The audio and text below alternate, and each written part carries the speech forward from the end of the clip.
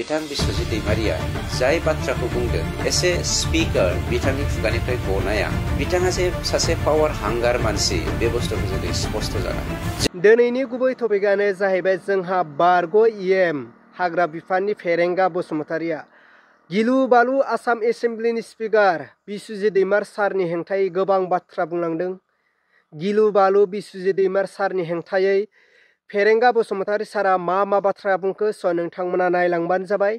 हालामारि राजखान्थि आरो हादोरारि राजखान्थि बे मोननैजों रिफारेन्स लाबोनानै रिजनेल एन्ड नेशनेल पलिटिकल पार्टिसनि डिफारेन्सेस एन्ड रिफारेन्सेसखौ लाबोनानै बिटिसि एबा बिटिआर डेभेलपमेन्टनि बाथ्राखौ बुंदों।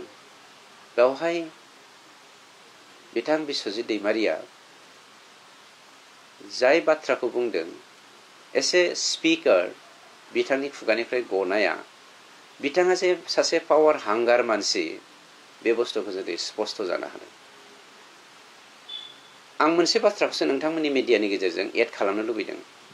बिथाङा बे बाथ्राखौ बुंनायनि सिगां रायजो बर' 17 लाख बर'फोर दं, 5 लाख मुसलमानफोर दं। बेफोरबायदि ब्रेकआप जुदि कमिउनिटि वाइज ब्रेकआप खालामोब्ला जोंनि बिटिसिआव 35,84,000 भारतीय नागरिक बिटिआर बासिया गासैबो बेवहाय रायजो जानानै दं। जों बे 35,84,000 मानसिफोरखौ बिथाङा मानो आपिल खालामदिया जे नेशनेल पलिटिकल पार्टिनि जानानै बर'लेण्डनि मानसिफोरखौ दैदेननो जौगाहोनो थाखाय आं बिजेपिनि जानानै सिफ जानो लुबैदों होननानै थोंजोङै बुंबानो जायो। मानो बे खेंख्रा खेंख्रि बुंनांगौ जाखो? आं मानो बे बाथ्राखौ बुंनो गोनां जादों? Why Boroland movement? बर'लेण्ड मुभमेन्टआ मानो जादों? बिथाङाथ' बिराद जारिमिननि बाथ्रा बुङो।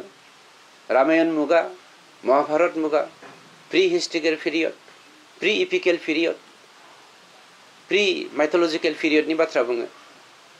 बर'आ नोंथां बुंनाय बायदिनो जोंनि मोनदांथियावबो हिस्ट्रिकेल माखासे प्रुफ होनो हायो। आंबो नोंथाङा जेरै होनो नागिरदों 7,500 बोसोरनिख्रुइबो बांसिन रायजो जानाय बर' फिसाफोरजों 7,500 बोसोरनिख्रुइबो बांसिन रायजो जानाय बर' फिसाफ्रा दिनै भारतआ उदांस्रि जानायनि उनाव गणतन्त्रनि खान्थिजों मोन्थोरजों रोजा रोजा बोसोर रायजो जानाय बे हालामनि मानसि जानानै जोंनि जा गणतन्त्रनि गुदि मोन्थाय बेखौ मोननो हायैनि थाखायनोथ' बर'लेण्ड मुभमेन्ट। बे मुभमेन्टखौ माखासेया इथनिक नेसनेलिज्म एन्ड टेरिटरियेल नेसनेलिज्म मोननै डिफारेन्स बोखावथि लाबोनानै मुभमेन्टखौ गोबां रोखोमनि खालामदों। नंगौ, बर'आ पेरेलेलि आबसुनि दैदेननायावहाय मा होनो डेम'क्रेटिक मुभमेन्ट खालामदों। बिएलटि आरो एनडिपिनि दैदेननायाव जों आर्म स्ट्रागल खालामदों। बे गासैबो थांखियानो जों कुइसना फैदों व्हाइ बर'लेण्ड मुभमेन्ट? बे बर'लेण्ड मुभमेन्टनि गेजेरजों दिनै जोंनि जा मोनथाम सुक्ति जानानै थांबाय बे सुक्तिफोरनि गेजेरजों दिनै government of India, government of आसामा स्पेसियेलि गावनि गाव खुंथायनि गेजेरजों जोंनि राव हारिमु थुनलाइ आसार खान्थिखौ फोथांनानै लाखिनायनि थाखायनोथ' दिनै एकर्डनि गेजेरजों बे मोन्थायखौ होनाय जादों। आरो साधारन बे काउन्सिलखौ मोननो लुबैनानै जोंनि राव हारिमु थुनलाइ आसार खान्थिखौ साप्रेस, अप्रेस एन्ड एक्सप्लइट खालामनानै फोजोबनायनि थांखिजों नोंथाङा जाबायदि पलिसि एडप्ट खालामनो नागिरदों बे बर' हारिनि थाखाय हयथ' सावनि मुगा जानो हागौ। जुदि बियो नोंथांनि साननाय बायदि जायोब्ला सावनि मुगा दाजाथों। जोंनि गेदेमाफ्रा सोरगोआव दङ, सोरगोनिफ्राय जेब्लायबो जोंखौ नोजोर होथों, आशीर्बाद खालामथों। नंखाय लामाजों दैदेननो नागिरग्रा बर' लिडारफ्रा नंखाय लामाजों दैदेननो दाहाथों। आंबो सावनि भागि जानो नागिरा आरो रावबो बर' फिसाया सावनि भागि जानो नागिरा। दा मोनसे बाथ्राखौ जोङो बुंनांगोन, जोङो नासयजानाय, गादबजानाय, सोबख'जानायनि फ्रिनि थाखायनो मुभमेन्ट खालामनानै जोङो बिएसि, बिटिएडि, बिटिआर एकर्डखौ खालामनाय जादों। जै समाव जों बर'फ्रा सानदोंमोन जे जों बर'फोरखौ बिमा गदायनि फिसा हिसाबै नोजोर होदों आसाम गभर्नमेन्टआ, नंखायनो जोङो मुभमेन्ट खालामनो गोनां जादों। खिन्थु नोंथांनि समावबोथ' मोनसे काउन्टार रिभलुसन जादों, नन बर' रिभलुसन। बे नन बर' मुभमेन्टआ नोंथांनि दैदेननायावथ' नोंथाङाथ' माबानि BPMनि लिडारमोन, एडभाइजारमोन, स्पक्स पार्सनमोन। नोंथांनि दैदेननायावथ' नन बर' मुभमेन्टआ जादों। व्हाइ नन बर' मुभमेन्ट? व्हाट इज द रिजन? व्हाट इज द इम्पेक्ट एट प्रेजेन्ट? बेखौ जोङो साननांगोन। मानोना नोंथांमोना नोंथांनि दैदेननायाव BPFआ गुबुन जाति जनगोष्ठीखौ सेकेन्ड क्लास सिटिजेन हिसाबै नारसिननायनि थाखायनो नन बर' मुभमेन्टआ जादोंमोन।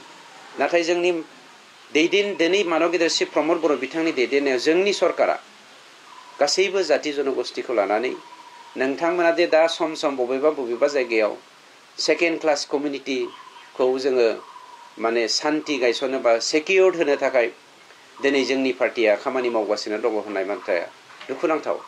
मानव गेदेर बिथां प्रमद बर'नि दैदेननायाव जोंनि सरकारा रावखौबो सेकेन्ड क्लास कमिउनिटि हिसाबै जोङो ट्रिट खालामाखै। मानोना मोनसे बाथ्राखौ नोंथाङा गनायनानै लाया बे नोंथांनि खोन्था।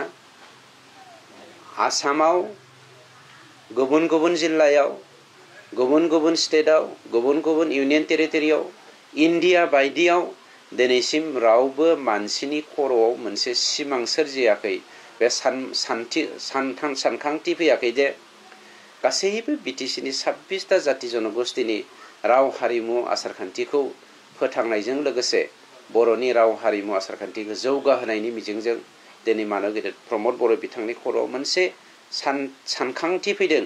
जाय सानखांथिनि गेजेरजों पेरेलेलि गासैखौबो बोखोनो नागिरदों। जायनि जाहोनाव भिजन मुड हिसाबै जोङो भिजन डकुमेन्टखौ जोङो बानायनो हादों। जायनि गेजेरजों राव हारिमु आसारखान्थिखौ मोनफ्रोमबो हारिनि जोङो सेकिउर्ड खालामना होनो दिनै जोङो हादों। आरो बेनि अनगायैबो सासे बिमाखौ सासे सुबुंनि बिमाखौ मान मर्यादा होनो सन्मान होनो थाखाय बे बिमानि राव हारिमु थुनलाइ आसारखान्थिखौ जुगामि फोथांना लाखिनो थाखाय दिनै बिथांनि दैदेननायावनो जोङो गासैबो जातिनि रावनि जोङो मोनसे सोदोब बिहुं बहननो हादों। 1001टा सोदोब आरो 1001टा बाथ्राखौ लानानै। गतिके आं सानो नोंथाङा मिडियानि गेजेरजों जा सेल्फिश मोनसे मुडजों बर' हारिखौ आं नोंथांखौ बर'खौ बाथौ, ब्रह्म, ख्रिस्टियान, सतसंगी, कृष्णगुरु, सा सानजा खोला सोनाब बोखावदों होननानै बुंनो नागिराखै। खिन्थु नोंथांनि बुंनाया बिदिनो जानो थांदों। अब्ला मानव गेदेर रायजो राजा आरो लोगो नोंथांमोनाथ' थारै नुखाबाय, खोनाखाबाय, बुजिखाबाय नङा होनब्ला? दिनै बारग' EM फेरेंगा बसुमतारी सारा आसाम एसेम्ब्लिनि स्पिकार बिस्वजित दैमार सारनि हेंथायै मा बाथ्रा बुंखो नोंथांमोना फारसेनिफ्राय नुखाबाय। दा बिनि बेलायाव नोंथांमोना मा बुजिनो मोनखो? थारैनो फेरेंगा बसुमतारी सारनि बुंनाय बिबुंथिया जोंनि बर' रायजो राजाफोरनि थाखाय बेसेबां गनायजाथाव? बेखौ नोंथांमोना कमेन्टनि गेजेरजों फोरमायहर। अब्ला रायजोफोर, दिनैनि भिडिअखौ आङो बेखिनियावनो फोजोबबाय। भिडिअखौ मोजां मोनदोंब्ला लाइक, लोगोसे चेनेलखौ मोजां मोनदोंब्ला साबस्क्राइब।